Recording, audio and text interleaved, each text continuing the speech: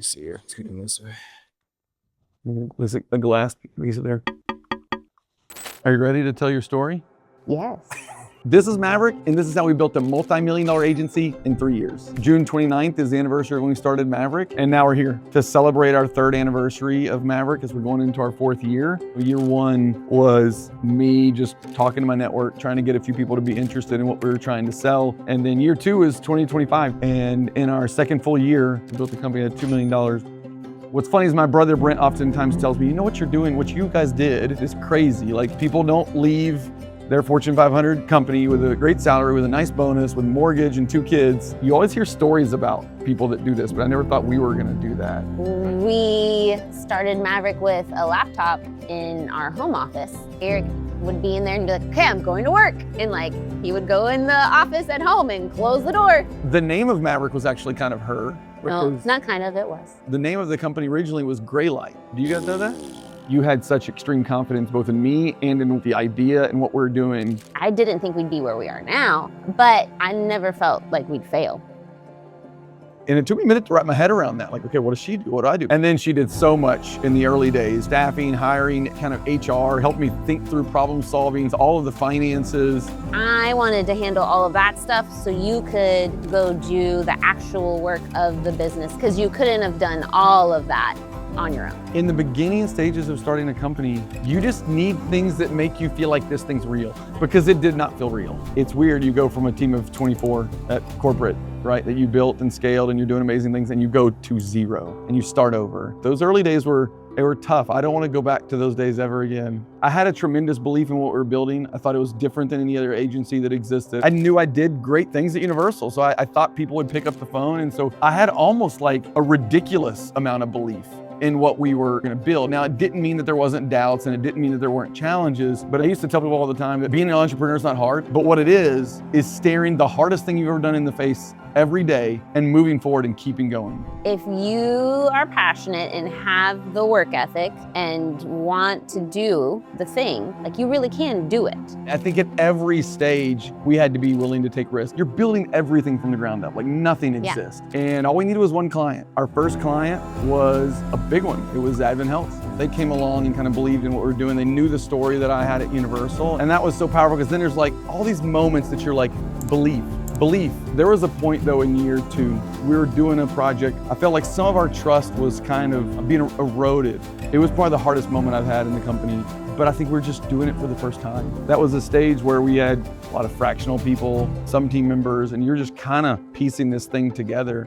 That project ended in a high, like it was a big success. Now I can say, like, we're established, we've got a great team, we do great work. I mean, I've just learned in entrepreneurship, you don't get to jump steps, and building your team is one of them. You get to decide who's here, you get to decide what culture you want, and I found that very exciting. And so we early on decided our culture is keep Maverick hungry, keep Maverick humble, and keep Maverick radical. And I think you see that in the people that are here.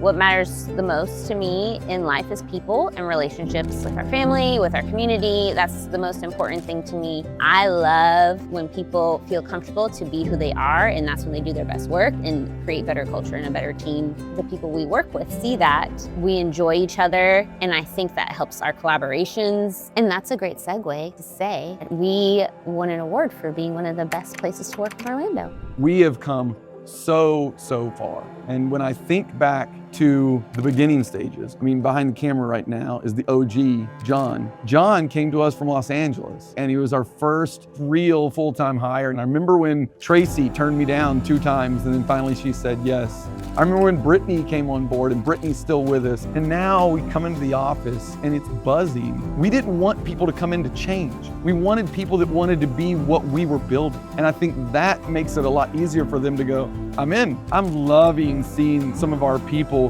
grow in experience and skill set and do things they've never done before. And I get so much energy from seeing the development of the team. And this is what I always hope to have. And we're not satisfied with where we are, but those are real joy moments.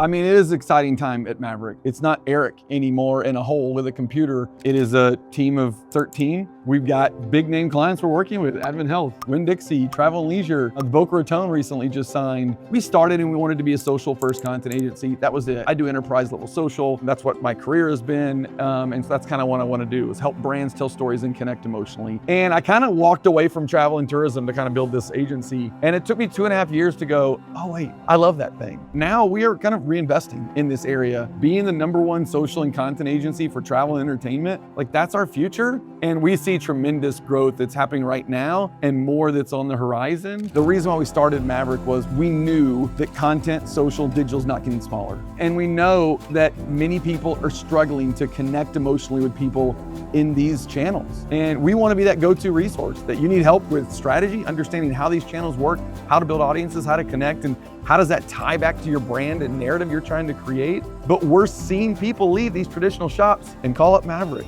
I think it's because we are where media is going and people see that. We are invested in content. We believe in content and storytelling. We can do it for ourselves and we can do it for others. And I think that's a unique advantage that we've been literally using since day one when I launched the podcast and newsletter. We're planning client dinners in different cities. We're going to start to do social education and kind of conference types events to bring value to our Fortune 500 target customers in the travel and entertainment business. And so getting deeper into that community is something I'm very excited about. And I think that's going to be the thing that's going to really help to unlock our brand and unlock this business for the long haul. I want to be like you, straight.